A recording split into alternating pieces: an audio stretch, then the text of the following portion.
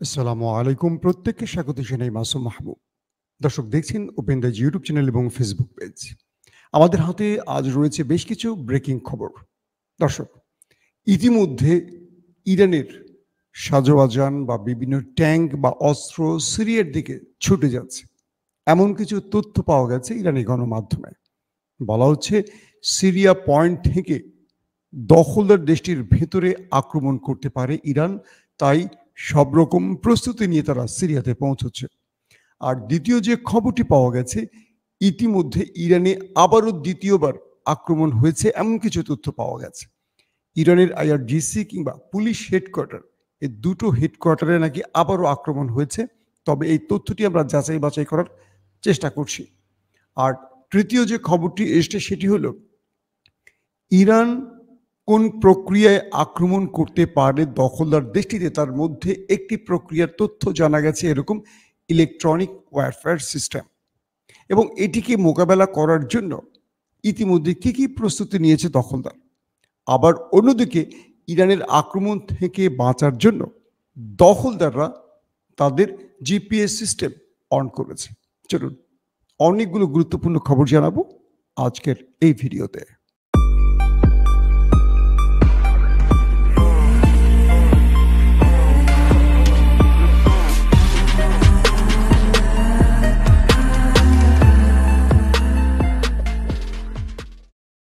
প্রিয় দর্শক, সিরিয়াতে ইরানের কনসুলেটে বা অ্যাম্বাসিতে আক্রমণ করেছিল দখলদাররা, এবং সেখানে তাদের হাই অফিসিয়াল বেশ কজন কমান্ডার এবং দূতাবাস কর্মকর্তা শাহাদাত বরণ করেছে।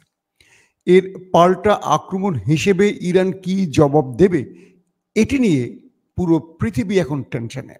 আর সবচেয়ে বড় টেনশনে রয়েছে দখলদার দেশ এবং তার মিত্র আমেরিকা। ইতিমধ্যে আমেরিকা নিজেই নিজের মতো করে বলেছে যে এই আক্রমণে আমেরিকার কোনো হাত ছিল না, এবং আমেরিকা এই আক্রমণের তথ্য পূর্বে মানে আগেই জানতো না, বা ইসরায়েল তাদের সাথে এই ব্যাপারে কোনো আলোচনা করেনি। এখন প্রশ্ন হলো, আমেরিকা কি বুঝতে পারছে যে তাদের উপর ইরান আক্রমণ করতে পারে, তাই নিজেদের সাফাই গাইছে? দ্বিতীয় বিষয়, ইতিমধ্যে ইসরায়েল বুঝতে পারছে যে তার দেশে ইরান ব্যাপক আক্রমণ বা বড়সড় আক্রমণ করবে, তাই ইসরায়েল অগ্রিম সতর্কতা হিসেবে পুরো পৃথিবীব্যাপী তার অ্যাম্বাসিগুলো বন্ধ করে দিয়েছে, মানে খালি করে দিয়েছে। অর্থাৎ কোন টাইমে কোন স্থানে বা কোন দেশে কোথায় আক্রমণ ইরান করতে পারে এটা নিশ্চিত নয় ইসরায়েল, তাই তার পক্ষে যতগুলো প্রস্তুতি নেওয়া, অগ্রিম সতর্কতা গ্রহণ করা উচিত, প্রত্যেকটাই গ্রহণ করছে ইসরায়েল। তাই পৃথিবীর বিভিন্ন দেশে থাকা ইসরায়েলের যে অ্যাম্বাসিগুলো রয়েছে সেগুলো খালি করে দিচ্ছে। আর অন্যদিকে মুসলিম দেশে যেহেতু ইসরায়েলের কোনো অ্যাম্বাসি নেই, সেই দিকটাতে তাদের কোনো টেনশন নেই।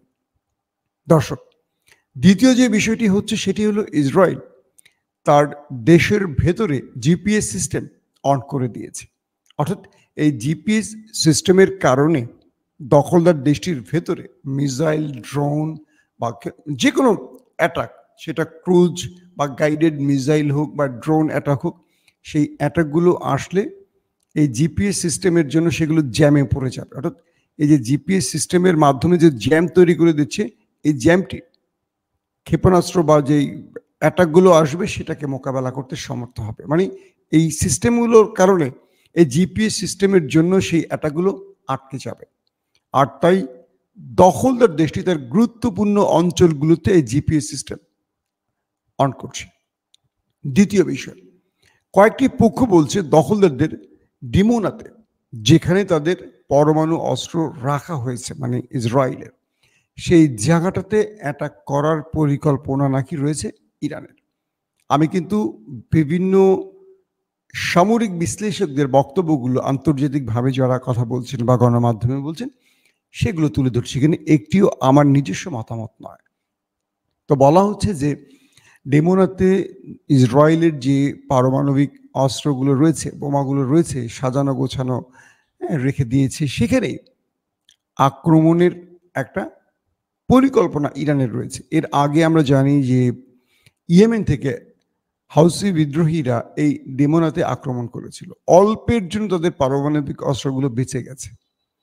তো সেই হিসেবে ইরান জানে কোথায় তাদের এই পারমাণবিক বা নিউক্লিয়ার প্রজেক্টগুলো রয়েছে। এটা ইরানের গোয়েন্দা তথ্যের কাছে রয়েছে বা গোয়েন্দা বাহিনীর কাছে রয়েছে বা সামরিক বাহিনীর কাছে রয়েছে। তো ইরান যে সময়টা নিচ্ছে আক্রমণের, এই সময়টার প্রধান কারণ হতে পারে ইরান এবার একটা বড়সড় আক্রমণ করবে এবং খুব টার্গেট বেজ আক্রমণ করবে। তো ইসরায়েলের সে ডিমোনা অঞ্চলে যেখানে নিউক্লিয়ার রাখা হয়েছে সেই স্থানেও ইরান আক্রমণ করতে পারে, এমন তথ্য পাওয়া গেছে। তৃতীয়, ইরান ইলেকট্রনিক ওয়ারফেয়ার এই সিস্টেমটি অন করছে এবং এবার ইলেকট্রনিক ওয়ারফেয়ার হতে পারে ইরানের আরেকটি টার্গেট, অর্থাৎ সাগরে ইরান তার পার্সিয়ান যে গালফ সে অঞ্চলে এবার এই আক্রমণের প্রস্তুতি ইরানের আছে।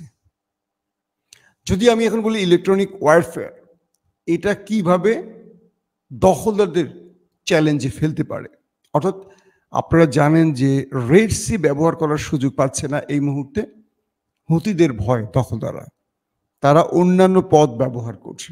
ইউরোপের জন্য, ইউরোপের যে তেল সরবরাহ হয় এটার জন্য পার্সিয়ান গালফ খুব গুরুত্বপূর্ণ একটি অঞ্চল।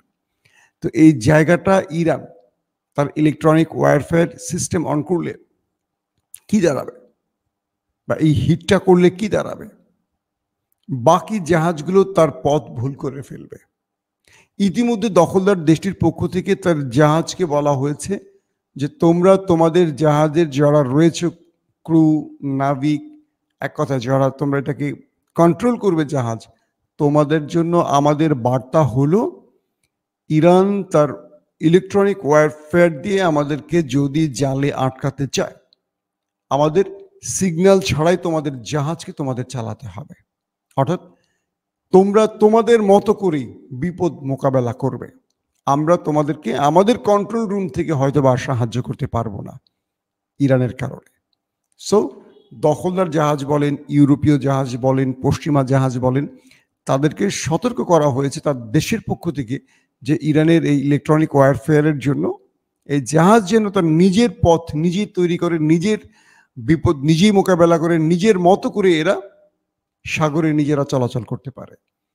গেল ৩ নম্বর বিষয়টি।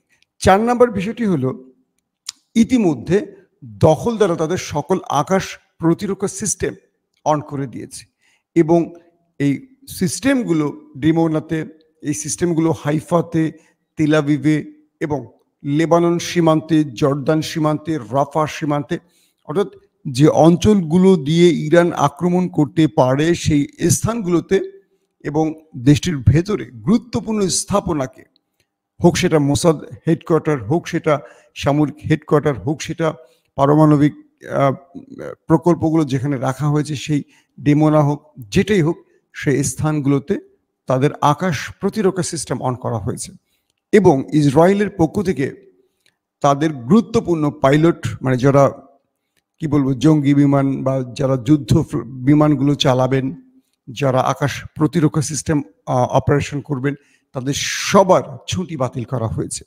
এবং ইসরায়েলে রিজার্ভ ফোর্সের সকলকে তলব করা হয়েছে। নতুন করে সেনাবাহিনীতে লোক বৃদ্ধিতে জনবল নিয়োগের প্রক্রিয়া শুরু করেছে। এক ইরানে আক্রমণ করে দখলদাররা নিজেরাই যে আয়োজন করছে তাতে করে মনে হচ্ছে যে তারা ইরানকে এমন ভয় পেয়েছে, এই ভয় তারা শেষ হয়ে যাবে, আক্রমণের প্রয়োজন হবে না।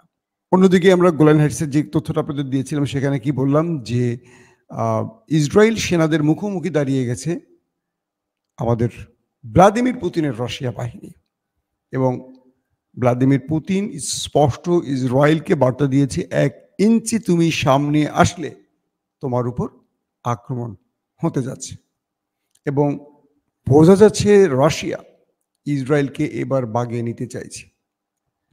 কিছু বিষয় মানে ইতিহাসের দিকে তাকালে মনে হয় একটা সময় এই রাশিয়া মানে সোভিয়েত ইউনিয়ন এই ইসরায়েল নামক রাষ্ট্র তৈরিতে পেছন থেকে কাজ করেছে, বড় ভূমিকা পালন করেছে। আজ দেখেন তারা মুখোমুখি দাঁড়িয়ে গেছে। আজ দেখেন ইউক্রেন লড়াইতে ইসরায়েল গোপনে প্রকাশ্যে রাশিয়ার বিরুদ্ধে যে পরিকল্পনা করেছে বা যে ইউক্রেনকে যেভাবে সাহায্য করেছে সব তথ্যই তো জানা রাশিয়ার। সবকিছু মিলে রাশিয়া এইটুকু বুঝতে পারছে যে ওদেরকে বিশ্বাস করা যায় না। প্রিয় দর্শক, ইতিমধ্যে ইরাক থেকে ইসলামিক রেজিস্ট্যান্স এবং হিজবুল্লাহ ব্যাপক আক্রমণ করছে দখলদার দেশটির ভেতরে। আক্রমণ কিন্তু বন্ধ নেই, আক্রমণ কিন্তু চলছে। তবে ইরান তার প্রস্তুতি কি নিচ্ছে আর কি জবাব দেবে দখলদাররা, সেটি নিয়ে এখন বিশ্বের প্রধান টেনশন। আর যে তথ্যটি আমরা শুরুতেই বলেছিলাম যে ইরানের ভেতরে আবারও আক্রমণের কিছু তথ্য পাওয়া গেছে যে তাদের আইআরজিসির হেডকোয়ার্টার এবং পুলিশ হেডকোয়ার্টারে নাকি দুটো আক্রমণ হয়েছে। সেই তথ্যগুলো আমাদের কাছে বিস্তারিত আসার সঙ্গে সঙ্গে জানাবো এবং আমরা ক্রস চেক করছি এই তথ্যগুলো। তবে ইরান এবার যে বড়সড় আক্রমণ করতে যাচ্ছে এটা দখলদারদের প্রস্তুতির পরেই বোঝা যাচ্ছে। তবে ইসলামিক রেজিস্ট্যান্স ড্রোন হিট করেছে তেল আবিবের ভেতরে, আর হিজবুল্লাহ তার সীমান্ত এরিয়া দিয়ে দখলদার দেশটির মধ্যে গুরুত্বপূর্ণ কয়েকটি পয়েন্টে হিট করেছে। আর গাজার মুক্তিকামীরা অর্থাৎ এবার হামাস তার দেশের ভেতর থেকে আবারও দখলদারদের দেশের ভেতরে রকেট ছুড়েছে। সবকিছু মিলে দখলদার দেশটি একটা ভেতরের চাপ এবং বাহিরের চাপের মধ্যে রয়েছে। দখলদার দেশের জনগণ এখন শেল্টার জন্য পালিয়ে আশ্রয় নিয়েছে। তারা সব মাটির নিচে বিভিন্ন টার্নেলের মতো করে বা শেল্টার যে তৈরি করা হয়েছে সেখানে আশ্রয় নিয়ে বসে আছে। কখন ইরান আক্রমণ করবে এই ভয়। দর্শক, বিদায় নিচ্ছি আজকের মতো। প্রত্যেকে ভালো থাকবেন। আল্লাহ হাফেজ।